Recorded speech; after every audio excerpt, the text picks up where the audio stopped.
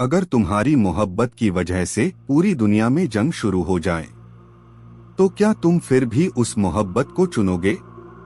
अगर एक बादशाह की जिद हजारों लोगों की मौत बन जाए, तो क्या वो अब भी हीरो कहलाएगा? और अगर दुनिया का सबसे खतरनाक योद्धा सिर्फ एक औरत की आंखों में सुकून ढूंढने लगे, तो क्या वो जंग जीत पाएगा?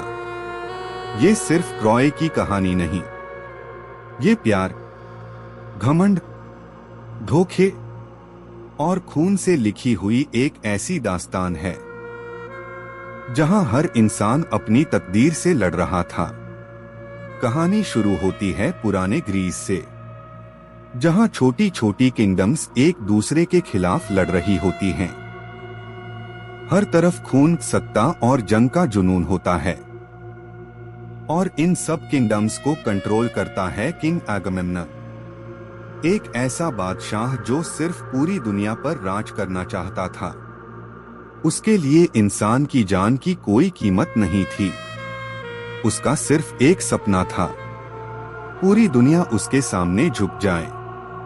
एक बैटलफील्ड में दो आर्मीज आमने सामने खड़ी होती हैं। दोनों तरफ तनाव होता है, क्योंकि आज पूरी जंग सिर्फ दो योद्धा तय करने वाले होते हैं। दुश्मन सेना का एक विशाल योद्धा आगे आता है और ग्रीक्स को चुनौती देता है। एगमेम्नन के सोल्जर्स के चेहरों पर डर फैल जाता है, क्योंकि उस जायंट वॉरियर को आज तक कोई हरा नहीं पाया था। तभी भीड़ में से एक आदमी आगे बढ़ता है। नंगी तलवार, शांत चेहरा और आंखों में अजीब सा कॉन्फिडेंस। ये था एकिल्स। एकिल्स धीरे धीरे जायंट वॉरियर की तरफ बढ़ता है। दोनों के बीच खामोशी होती है। फिर अचानक जायंट पूरी ताकत से हमला करता है, लेकिन अगले ही सेकंड एकिल्स एक ही बार में उसका काम खत्म कर देता है। पूरा मैदान खामोश हो जाता है। लोग शौक में उसे देखते रह जाते हैं, क्योंकि उन्होंने पहली बार समझा कि एकिल्स सिर्फ इंसान नहीं था, वो जंग का देवता था। जंग खत्म होने के बाद एगमेम्नन खुश होता है, क्योंकि उसे एक और किंगडम मिल जाती है। लेकिन एकिल्स उसके सामने झुकने से मना कर देता है। यही दोनों के रिश्ते की सबसे बड़ी समस्या थी। एगमेम्नन ताकत चाहता था, एकिल्स आजादी। बादशाह समझता था कि एकिल्स उसका हथियार है, लेकिन एकिल्स खुद को किसी का गुलाम नहीं मानता था। यही वजह थी कि दोनों एक दूसरे से नफरत भी करते थे, लेकिन एक दूसरे के बिना जीत भी नहीं सकते थे। दूसरी तरफ स्पर्ता में जश्न चल रहा होता है। किंग मेनलस ट्रॉय के राजकुमार हेक्टोर और पेरिस को इनवाइट करता है, ताकि दोनों किंगडम्स के बीच शांति बनी रहे। हेक्टोर एक जिम्मेदार प्रिंस होता है, मजबूत, समझदार और लॉयल। लेकिन पेरिस, वो बिल्कुल अलग था। वो योद्धा से ज्यादा आशिक था। इसी जश्न के दौरान पेरिस की मुलाकात हेलेन से होती है। हेलेन, दुनिया की सबसे खूबसूरत औरत। शुरुआत में दोनों सिर्फ बात करते हैं, लेकिन धीरे धीरे उनके बीच अट्रैक्शन बढ़ने लगती है। पेरिस पहली बार किसी औरत को इस तरह देख रहा होता है जैसे वो उसके बिना जी नहीं सकता। और हेलेन, वो अपनी शाही जिंदगी से थक चुकी होती है। मेनलस उसे कभी प्यार नहीं देता, सिर्फ अपनी संपत्ति समझता है। रात के समय पेरिस और हेलेन चुपके से मिलते हैं। दोनों एक दूसरे से अपने दिल की बात करते हैं। पेरिस कहता है, मैं जंग से नहीं डरता, लेकिन तुम्हें खोने से डरता हूं। हेलेन पहली बार सच में मुस्कुराती है। यहीं से वो मोहब्बत शुरू होती है, जो बाद में हजारों लोगों की मौत बन जाती है। अगली सुबह हेक्टोर और पेरिस वापस ट्रॉय जाने वाले होते हैं, लेकिन आखिरी वक्त में पेरिस एक खतरनाक फैसला करता है। वो हेलेन को अपने साथ ले जाता है। जब जहाज समुंदर में निकलता है तो हेलेन डर जाती है। उसे पता होता है कि ये फैसला जंग बन सकता है, लेकिन पेरिस कहता है, मैं तुम्हारे बिना जी नहीं सकता। दूसरी तरफ जब मेनेलस को सच्चाई पता चलती है, वो गुस्से से पागल हो जाता है। वो तुरंत अपने भाई अगामेम्नन के पास जाता है। अगामेम्नन के लिए ये परफेक्ट मौका होता है। उसे हमेशा से ट्रॉय चाहिए था और अब उसे जंग की वजह मिल चुकी थी। वो पूरी ग्रीस को इकट्ठा करना शुरू कर देता है, लेकिन उसे एक बात पता होती है, अगर अकिल्स उसके साथ नहीं हुआ तो ट्रॉय कभी नहीं गिरेगा। इसीलिए वो अकिल्स को मनाने जाता है। अकिल्स समुंदर के किनारे ट्रेनिंग कर रहा होता है। उसका कजिन पैट्रोक्लस उसके साथ होता है। अकिल्स उसे लड़ाई सिखा रहा होता है। पैट्रोक्लस उसे हीरो मानता था, लेकिन अकिल्स खुद को हीरो नहीं समझता था। वो सिर्फ अमर होना चाहता था। वो चाहता था कि मरने के बाद भी दुनिया उसे याद रखे। अगामेम्नन उसे ट्रॉय के खिलाफ जंग का ऑफर देता है। शुरुआत में अकिल्स मना कर देता है क्योंकि वो अगामेम्नन से नफरत करता था, लेकिन फिर उसकी माँ उसे वार्निंग देती है। वो कहती है, अगर तुम ट्रॉय गए तो तुम्हारा नाम हमेशा जिंदा रहेगा, लेकिन तुम कभी वापस नहीं आओगे।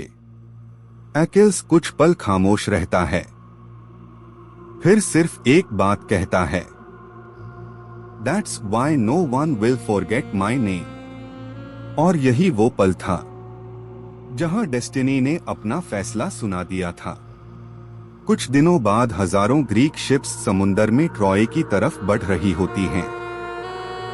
सोल्जर्स जंग के नारे लगा रहे होते हैं, लेकिन अकिल्स अलग खड़ा हराइजन को देख रहा होता है। उसे जंग से प्यार था, लेकिन अंदर कहीं न कहीं वो जानता था कि ये जंग उसे खत्म कर देगी। समुद्र की तेज लहरों के साथ ग्रीक शिप्स अब ट्रॉय के किनारे तक पहुंच चुकी होती हैं। ट्रॉय की ऊंची दीवारों पर खड़े सोल्जर्स नीचे आती हुई सेना को देख रहे होते हैं।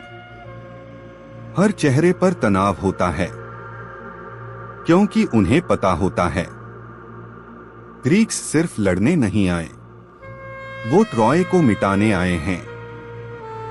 किनारे पर सबसे पहले अकिल्स का जहाज रुकता है।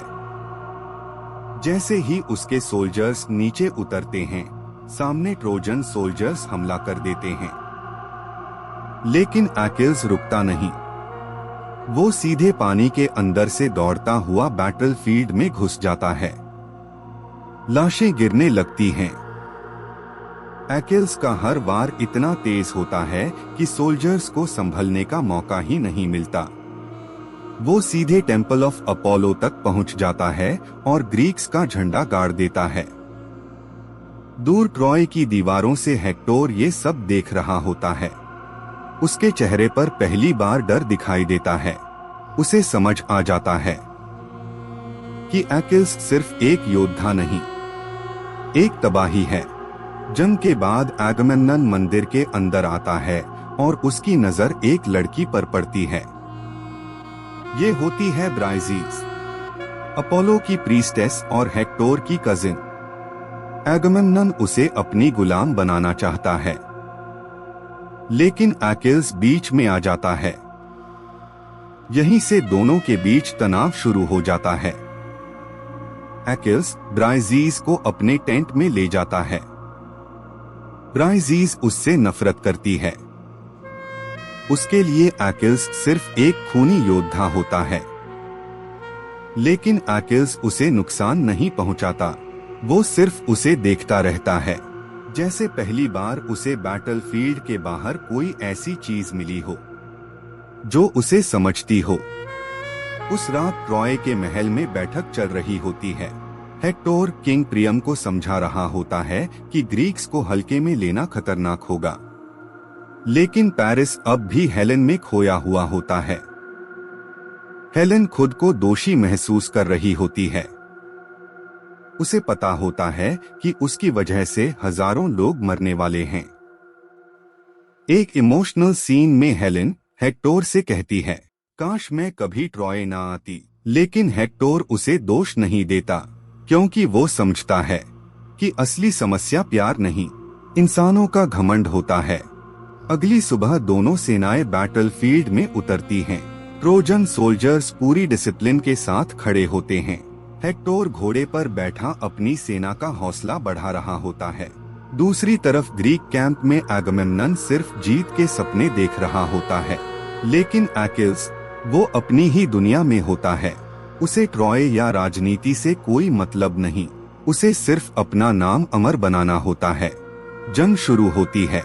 तीर आसमान को काला कर देते हैं, भाले हवा में उड़ रहे होते हैं, घोड़े चीख रहे होते हैं, और फिर हेक्टर और एजैक्स के बीच भयानक लड़ाई शुरू होती है। दोनों दानवों की तरह टकरा रहे होते हैं। ग्रीक सोल्जर्स जोर जोर से चिल्ला रहे होते हैं, ट्रोजन्स भी पूरे जोश में होते हैं। लेकिन इस जंग के बीच अकिल्स की नजर सिर्फ हेक्टर पर होती है, जैसे वो उसे चुनौती दे रहा हो। रात को अकिल्स और ब्राइजीज के बीच पहली गहरी बातचीत होती है। ब्राइजीज उससे पूछती है, क्या तुम्हें लोगों को मारते वक्त डर नहीं लगता? अकिल्स कुछ पल चुप रहता है, फिर कहता है, मुझे सिर्फ इस बात का डर है कि लोग मुझे भूल जाएंगे। ब्राइजीज पहली बार उसे सिंपैथी के साथ देखती है। उसे महसूस होता है कि अकिल्स के अंदर एक अकेला इंसान छिपा हुआ है। धीरे धीरे दोनों के बीच इमोशनल कनेक्शन बनने लगता है। अकिल्स भी बदलने लगता है। जब वो ब्राइजीज के साथ होता है तो उसके चेहरे पर पहली बार सुकून दिखाई देता है। लेकिन बैटलफील्ड किसी को बदलने का वक्त नहीं देता। एगमेम्नन चुपके से एक प्लान बना रहा होता है कि जंग खत्म होने के बाद वो अकिल्स को भी खत्म कर देगा, क्योंकि वो जानता था दुनिया में सिर्फ एक ही राजा हो सकता है और अकिल्स किसी के कंट्रोल में नहीं आ सकता। उधर हेक्टर अपनी वाइफ एंड्रोमैक और अपने छोटे बेटे के साथ समय बिताता है। यही सीन्स हेक्टर को और इंसानी बना देते हैं। वो सिर्फ वॉरियर नहीं होता, वो पति भी होता है, पिता भी, और इसी वजह से लोग उससे इमोशनली जुड़ने लगते हैं। अगली सुबह ग्रीक्स एक बहुत बड़ा हमला करते हैं। किनारे से लेकर शहर की दीवारों तक हर तरफ जंग शुरू हो जाती है। यूनानी सेना अब ट्रॉय के किनारे पर पूरी तरह डेरा डाल चुकी थी। राजा अगामेमन का लक्ष्य साफ था, ट्रॉय को किसी भी कीमत पर जीतना। लेकिन सबसे बड़ी ताकत अभी भी अकीलीस था, जो अपनी शर्तों पर लड़ रहा था। ट्रॉय के अंदर राजा प्रियम अपने पुत्र हेक्टर पर भरोसा करता था। एक दिन अकीलीस का सबसे करीबी साथी पेट्रोक्लस युद्ध के मैदान में गया। उसने अकीलीस का कवच पहन लिया ताकि सैनिकों का हौसला बढ़ा सके। लेकिन यह निर्णय उसकी सबसे बड़ी गलती साबित हुआ।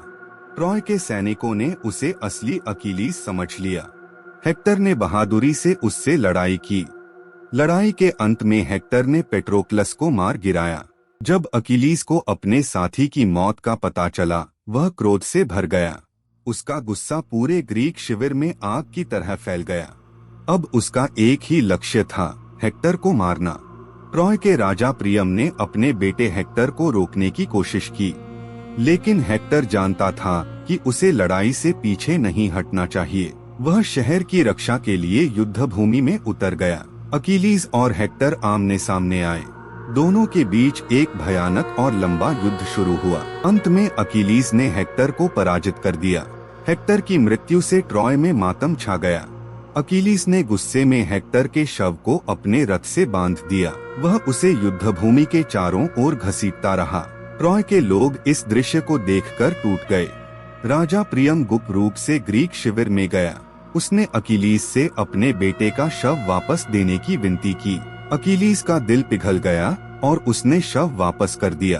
दोनों पक्षों ने कुछ समय के लिए युद्ध विराम स्वीकार किया। ट्रॉय में हेक्टर का अंतिम संस्कार सम्मान के साथ किया गया, लेकिन ग्रीक सेना अब एक नई योजना बना रही थी। ओडिसियस ने एक विशाल लकड़ी का घोड़ा बनाने का सुझाव दिया।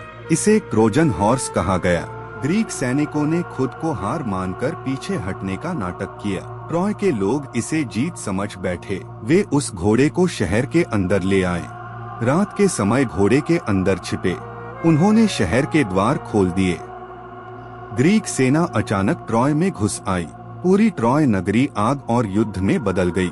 लोग भाग रहे थे, सैनिक लड़ रहे थे और शहर टूट रहा था। प्रियम को उसके ही महल में मार दिया गया। अकीलीस ब्राइसिस को ढूंढते हुए शहर में पहुंचा, लेकिन युद्ध अब नियंत्रण से बाहर था। ट्रॉय शहर अब पूरी तरह आग और धुएं में डूब चुका था। यूनानी सैनिक हर गली में कब्जा कर रहे थे। लोग अपनी जान बचाने के लिए इधर उधर भाग रहे थे। अब कोई भी शहर को बचाने वाला नहीं था। केवल अराजकता और चीखें हर तरफ थीं। अकीलीस शहर के अंदर ब्राइसिस को ढूंढ रहा था। उसके दिल में अभी भी उसके लिए भावनाएं थीं, लेकिन युद्ध ने सब कुछ बदल दिया था। अचानक अकीलीस को एक ट्रोजन सैनिकों का समूह घेर लेता है। इसी दौरान एक छत पर पेरिस छिपा हुआ था। उसके हाथ में वही धनुष था जिससे उसने यह युद्ध शुरू किया था। वह अकीलीस को देख रहा था। उसने तीर चलाया। तीर सीधे अकीलीस की एड़ी हील में जाकर लगा। अकीलीस दर्द से नीचे गिर गया। कई और तीर लगने के बाद वह धीरे धीरे समाप्त हो गया। पेरिस और उसके सैनिक वहां से भाग गए। ब्राइसिस किसी तरह बच निकलती है। वह अकीलीस को आखिरी बार देखती है। उसके चेहरे पर दुख और टूटन साफ दिखाई देती है। ट्रॉय अब सिर्फ एक खंडहर बन चुका था। युद्ध खत्म हो चुका था, लेकिन इसकी यादें हमेशा के लिए रह गईं। ट्रॉय का नाम अब केवल एक कहानी बनकर रह गया।